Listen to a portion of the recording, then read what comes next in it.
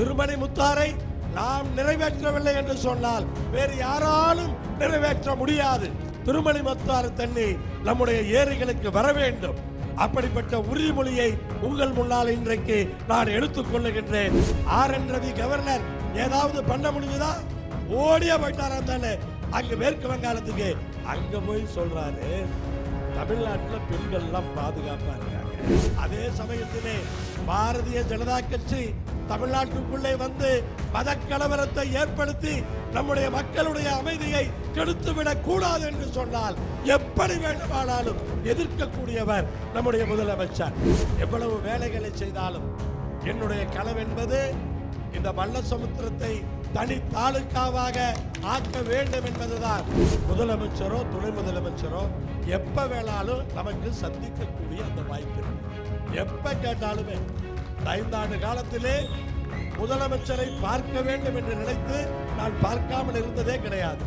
அங்கே முதலமைச்சர் வருகிறார், இங்க உள்ள போன் எடுக்காது, சைட்ல வந்து சொல்றாங்க தேமுதிக கூட்டணி அக்ரிமெண்ட் ஆயிடுச்சு, முதலமைச்சர் போட்டு தான் வர்றாரு அப்படின்னாங்க.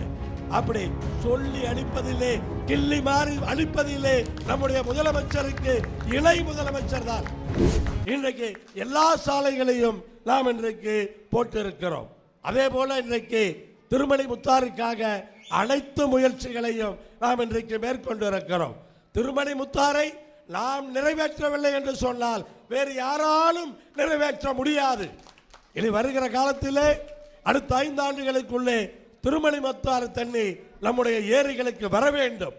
அப்படிப்பட்ட உறுதிமொழியை உங்கள் முன்னால் இன்றைக்கு நான் எடுத்துக் கொள்ளுகின்றேன். திருமணி முத்தாறு தண்ணி நல்ல தண்ணி கண்டிப்பாக வரும். தமிழ்நாட்டினுடைய முதலமைச்சர் அவர்களும் தமிழ்நாட்டினுடைய துணை முதலமைச்சர் அவர்களும் அவ்வளவு உறுதுணையாக இருக்கிறார்கள். இங்கே இந்த வழங்கு வாய்க்கால் பற்றி சொன்னேன். பெரிய ஏரிக்கு போற வழங்கு வாய்க்கால் காங்கிரீட் போடுவது, அதை என்னென்னவோ பண்ணி பார்த்தேன். என்னால் 3 வருஷமா கொண்டு வர முடியல. நேரடியா துணை முதலமைச்சருக்கு போன் பண்ண, அண்ணா என்ன வேணும்னு கேட்டாரு. நான் பார்க்கணும் அப்படி இல்லை, என்னன்னு சொல்லிட்டீங்கன்னா நீங்க வரும்போது நான் ரெடி ஆயிடுவேன்னாரு. நான் சொன்னேன் எனக்கு மல்லசமுத்திரத்தில் அந்த வாய்க்காலுக்கு வழங்கு வாய்க்காலுக்கு காங்கிரீட் போடணும், அதுக்கான நிதியை இங்க வந்து நீர்ப்பாசனத்துறையில நீங்க சொல்லணும்னு சொன்ன. உடனே சொன்னாரு அதுக்கேலாம் நீங்க வர்றீங்க, நான் பார்த்துக்கிற விடுங்க, அது நடக்கும் அப்படின்னு அன்னைக்கு உறுதி சொன்னார். என்னன்னா இவ்வளவு விஷயங்களையும் நம்மளால் இன்னைக்கு பண்ண முடியுதுன்னா முதலமைச்சரோ துணை முதலமைச்சரோ எப்ப வேணாலும் நமக்கு சந்திக்கக்கூடிய அந்த வாய்ப்பு இருக்கு. எப்ப கேட்டாலுமே 5 ஆண்டு காலத்திலே முதலமைச்சரை பார்க்க வேண்டும் என்று நினைத்து நான் பார்க்காமல் இருந்ததே கிடையாது. காலையில் தொலைபேசியில் அழைத்து சாயங்காலம் ஃப்ரீயா இருப்பீங்களான்னு கேட்டா சாயங்காலம் ஃப்ரீயா இருந்தா வந்துருன்னு சொல்லுவாரு. சாயங்காலம் இல்லைன்னா நாளை காலையில் 11 மணிக்கு வந்துடுறேன். இவ்வளவுதான் சொல்லுவாரே ஒழிய பார்க்க முடியாது போனதே கிடையாது.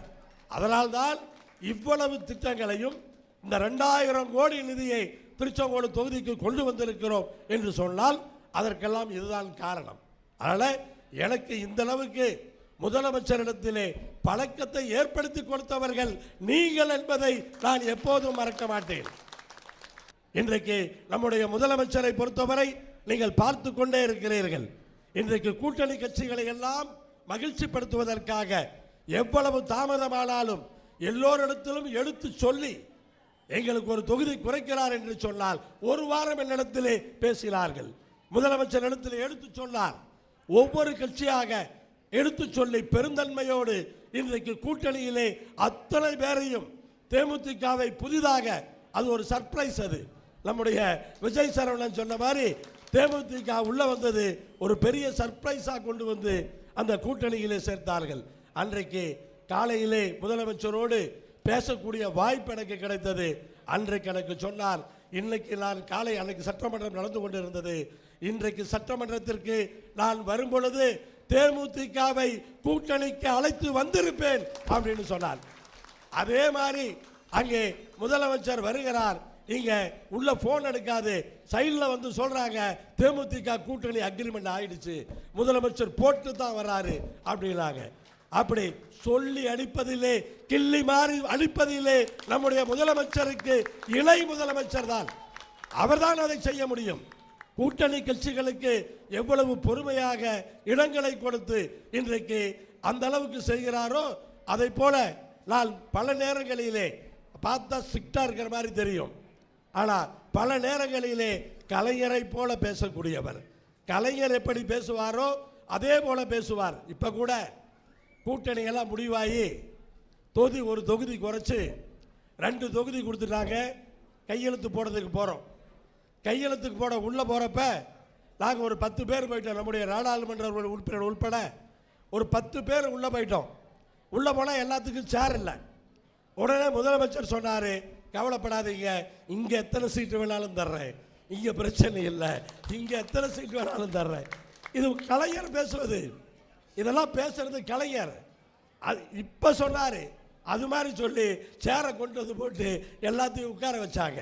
ஆனா இப்படி சொன்னா சொல்லிக்கிட்டே போயிட்டே இருக்கலாம். அதே சமயத்திலே பாரதிய ஜனதா கட்சி தமிழ்நாட்டுக்குள்ளே வந்து மத கலவரத்தை ஏற்படுத்தி நம்முடைய மக்களுடைய அமைதியை கெடுத்துவிடக் கூடாது என்று சொன்னால் எப்படி வேண்டுமானாலும் எதிர்க்கக்கூடியவர் நம்முடைய முதலமைச்சர். அங்க என்ன வேணாலும் அதுக்கு வாய்ப்பே கிடையாது. அதாவது டெல்லிக்கு தமிழ்நாடு அவுட் ஆஃப் கண்ட்ரோல் தான் தைரியமாக சொல்லக்கூடியவர் நம்முடைய முதலமைச்சர். அந்த கவர்னர் ஏதாவது பண்ண முடிஞ்சுதா? RN ரவி கவர்னர் ஏதாவது பண்ண முடிஞ்சுதா? ஓடியா போயிட்டாரு. அங்க மேற்கு வங்காளத்துக்கு அங்க போய் சொல்றாரு, தமிழ்நாட்டில் பெண்கள் எல்லாம் பாதுகாப்பா இருக்காங்க. இந்தியாவிலேயே அவர் பேசுறாரு, இந்தியாவிலேயே தமிழ்நாட்டில் தான் பெண்கள் பாதுகாப்பா இருக்காங்கன்னு அங்க போய் பேசுறாரு. இங்க என்னெல்லாம் குடைச்சல் கொடுத்தாரு, எல்லாம் கொடுத்துட்டு முதலமைச்சர்கிட்ட இந்த குடைச்சல் செல்லுபடி ஆகாது அப்படின்னு சொல்லி ஓடி போனார் அங்க. அதனால இப்படி இந்தியாவிலேயே தமிழ்நாடு மட்டும்தான் அமைதி பூங்காவாக இருக்கிறது. பாரதிய ஜனதா கட்சி உள்ளே வந்தால் மத கலவரம், எல்லா ஊர்லயும் கலவரமா இருக்கும். இன்னைக்கு தமிழ்நாடு இவ்வளவு அமைதி பூங்காவாக இருக்கிறது. நீங்க சும்மா எதிர்கட்சிகள் சொல்லுவாங்க சட்டம் ஒழுங்கு பிரச்சனை இதெல்லாம் சொல்லுவாங்க. நம்ம ஊர்ல என்னங்க சட்டம் ஒழுங்கு பிரச்சனை சொல்லுங்க? திருச்செங்கோடு சட்டமன்ற தொகுதியில் என்ன சட்ட ஒழுங்கு பிரச்சனை வந்தது? என்ன வன்முறை வந்தது? குடும்ப தகராறுல ஒரு பிரச்சனை வந்தா அது சட்டம் ஒழுங்கு பிரச்சனையா? நடவடிக்கை எடுத்துக்காம இருந்தா சரி. எதுல நடவடிக்கை எடுக்கல? எங்கேயாவது நான் டிவியில பார்த்தோன்னு முதலமைச்சர் சொன்னாரா? சட்டமன்றம் நடக்கிறப்ப காலையில் அது எழுப்பினாங்கன்னு சொன்னார், உடனடியாக அதற்கு பதிலை கொடுக்கக்கூடியவர் நம்முடைய முதலமைச்சர் அவர்கள். அப்படிப்பட்டவருடைய தலைமையிலே நம்முடைய மதச்சார்பற்ற முற்போக்கு கூட்டணி இன்றைக்கு அமைந்திருக்கிறது.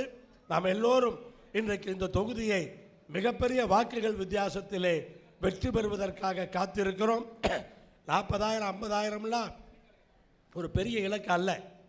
2019 நாடாளுமன்ற தேர்தலிலே உதயசூரியன் இந்த தொகுதியிலே 42,000 வாக்குகள் வித்தியாசத்திலே நாம் வெற்றி பெற்றிருக்கிறோம். மீண்டும் அந்த வரலாறை நாம் படைக்க மாட்டோமா? அந்த வரலாறை நாம் படைத்தோம் என்று சொன்னால் 50,000 வாக்குகள் என்பது எட்டி பிடிக்க முடியாத இலக்கு கிடையாது.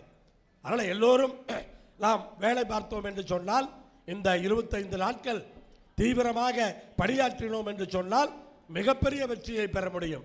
அதே சமயத்தில் நீங்கள் புரிந்து கொள்ளுங்கள், சென்ற தேர்தலிலே 2800 வாக்குகளிலே என்னை வெற்றி பெற்று சட்டமன்றத்துக்கு அனுப்பினீர்கள். நான் 175 முறை அந்த சட்டமன்றத்திலே பேசினேன். இந்த முறை என்னை 50,000 வாக்குகளிலே நீங்கள் வெற்றி பெற்று அனுப்பும் பொழுது அந்த சட்டமன்றத்திலே நான் 300 முறை இந்த தொகுதிக்காக பேசக்கூடிய அந்த வாய்ப்பு கிடைக்கும். அதற்கான மரியாதை இருக்கும்.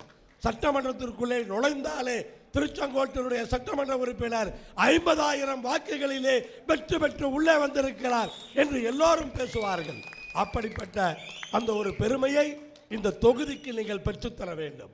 எவ்வளவு வேலைகளை செய்தாலும் என்னுடைய கனவு என்பது இந்த மல்லசமுத்திரத்தை தனி தாலுக்காவாக ஆக்க வேண்டும் என்பதுதான்.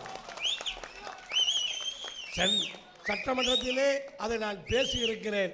வருகிற 5 ஆண்டுகளிலே ஏன்னா நான் சும்மா மல்லசமுத்திரம் தாலுக்கா உருவாக்கன்னு சொல்லல, எப்படி பண்ணி எப்படி பண்ணணும்னு விளக்கமா சட்டமன்றத்தில் சொல்லியிருக்கிறேன். அதனால இன்றைக்கு மல்லசமுத்திரத்தை தனி தாலுக்காக வருகிற 5 ஆண்டுகளிலே நாம் செய்வோம் என்று சொல்லி மல்லசமுத்திரம் தாலுக்கா மட்டுமல்ல திருச்செங்கோட்டை மாவட்டமாக மாற்றுவதற்கும் நாம் உரிய பணிகளை செய்வோம் என்ற அந்த உறுதியை சொல்லி